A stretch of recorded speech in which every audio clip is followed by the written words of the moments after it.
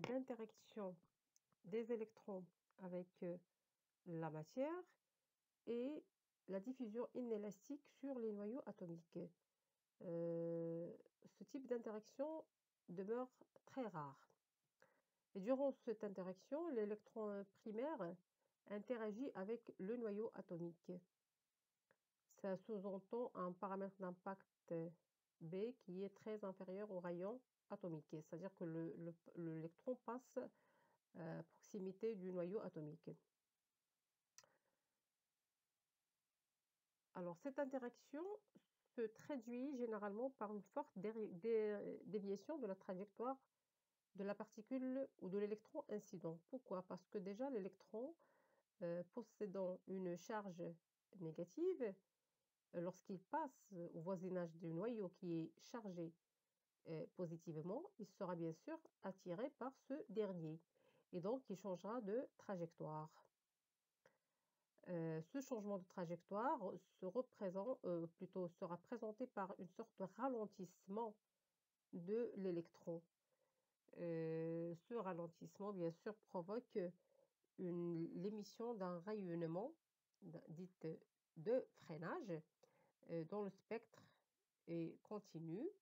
Et ce type d'interaction est favorisé pour les particules ou pour euh,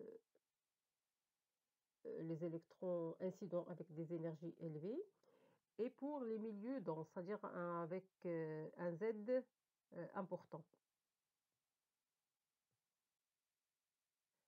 L'émission du rayonnement de freinage ou de Bremsstrahlung est régie par la relation dite de Larmor, qui lie la puissance émise sous forme de photons avec le carré de l'accélération de la particule et le carré de sa charge, de telle façon à ce que P égale à Q carré que multiplie A au carré que divise 6 pi epsilon 0 fois C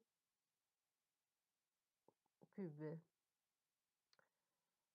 Alors, retenez bien qu'à énergie égale, et peu importe l'origine de l'électron incident, tous les électrons interagissent avec le milieu traversé de la même façon.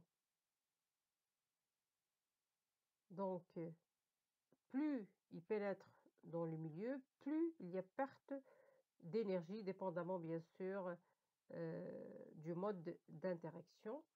Et il y a la dégradation ou la diminution de son énergie jusqu'à ce qu'il soit totalement arrêté.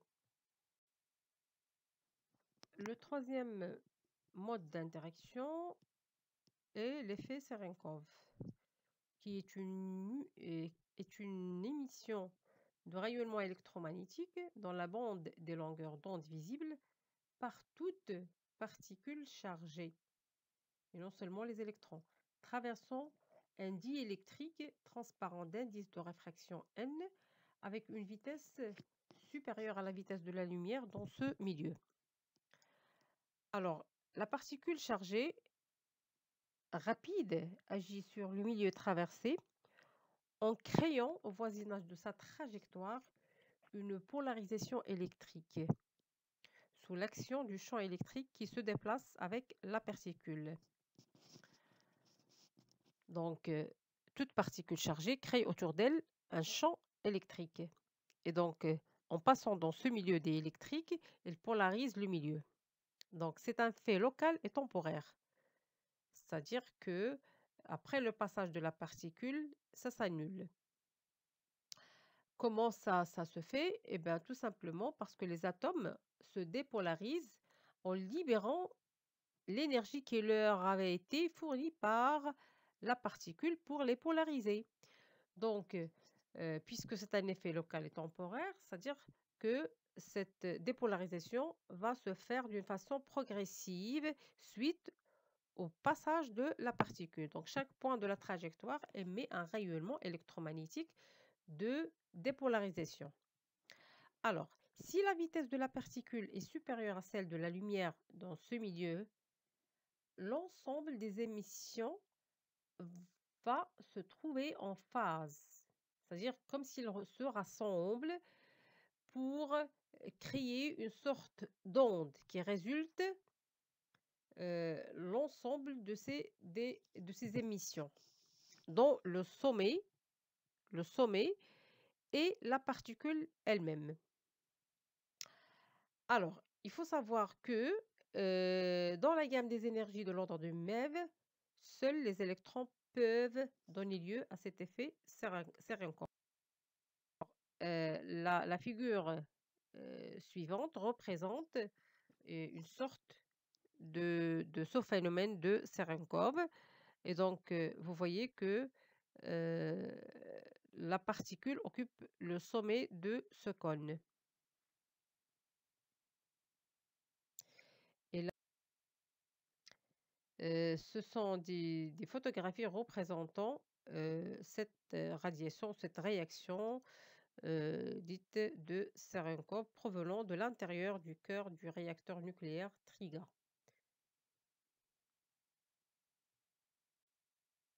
Parcouru. Il est symbolisé par D2E sur D2X, dont l'expression théorique repose sur l'étude de l'interaction coulombienne entre la particule incidente, c'est-à-dire l'électron, et les électrons du milieu ralentisseur, qui est connu sous le nom de formule de Bethe-Bloch. Ce ralentissement pour les électrons d'énergie E dans un milieu de numéro atomique Z est dû à la somme à la somme des pertes d'énergie suite aux deux modes d'interaction qu'on vient d'étudier, c'est-à-dire et la collision sur les électrons atomiques et l'interaction avec le noyau qui produit un rayonnement photonique de freinage.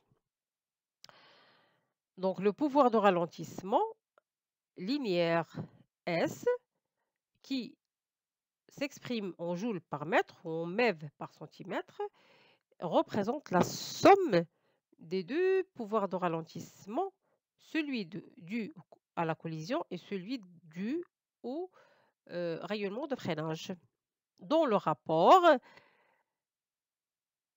est égal à l'énergie de l'électron que multiplie Z plus 1,5 que divise 800, où Z est le numéro atomique du milieu.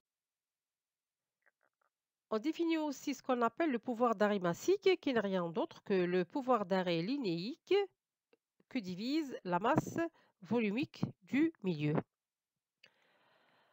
Alors, ça aussi, ce pouvoir d'arrêt massique peut être représenté plutôt par la somme des deux pouvoirs d'arrêt massique, celui par collision et l'autre par radiation. Alors, le pouvoir d'arrêt massique dû à la collision représente un rôle important dans la dosimétrie des rayonnements, parce qu'il permet de remonter directement à la dose dans le milieu. Un deuxième ou un troisième plutôt paramètre ou caractéristique de cette interaction est l'énergie critique. Cette énergie critique est déterminée lorsqu'on a égalité entre la perte d'énergie par collision et la perte d'énergie par radiation, dont l'expression est égale à 800 que divise Z plus 1,5, où Z c'est le numéro atomique du milieu. À titre d'information, la photographie suivante représente des courbes de perte,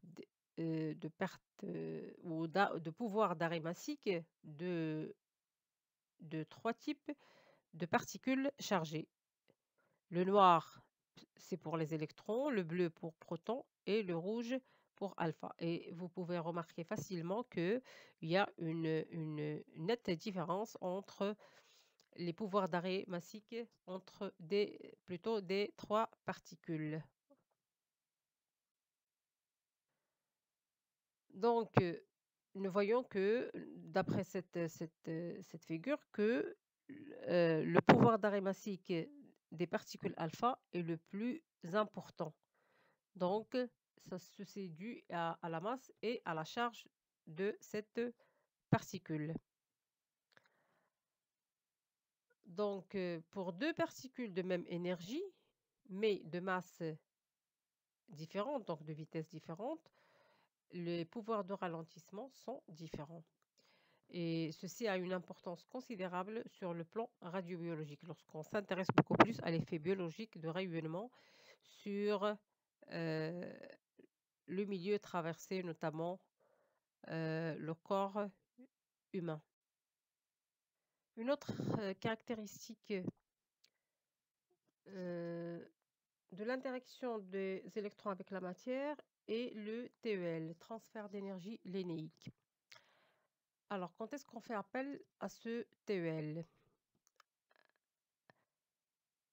Lorsqu'on s'intéresse à l'énergie transférée au milieu traversé par l'électron, on fait appel au TEL, qui est par définition l'énergie moyenne déposée localement suite à toute ionisation ou excitation au milieu absorbant par une particule d'énergie spécifique qui le traverse à une distance donnée.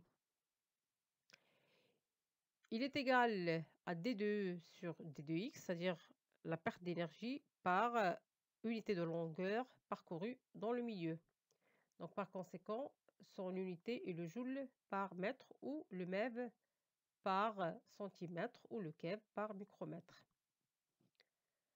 Alors pour des particules de vitesse faible, devant celle de la lumière, ce TEL peut être exprimé comme suit. Il est égal à K que multiplie Q carré fois N fois Z que divise V au carré, où K c'est une constante, Q est la charge de la particule, N est une densité volumique du milieu, Z est le numéro atomique du milieu et V représente la vitesse de la particule. Donc il est clair que plus la particule possède une vitesse faible, plus ce transfert d'énergie linéique est grand.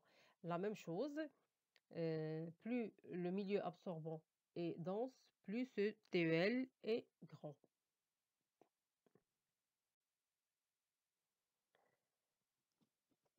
Un autre paramètre caractérisant l'interaction de l'électron avec la matière est la densité linéique d'ionisation, dite aussi l'ionisation spécifique, symbolisée par IS ou DLI.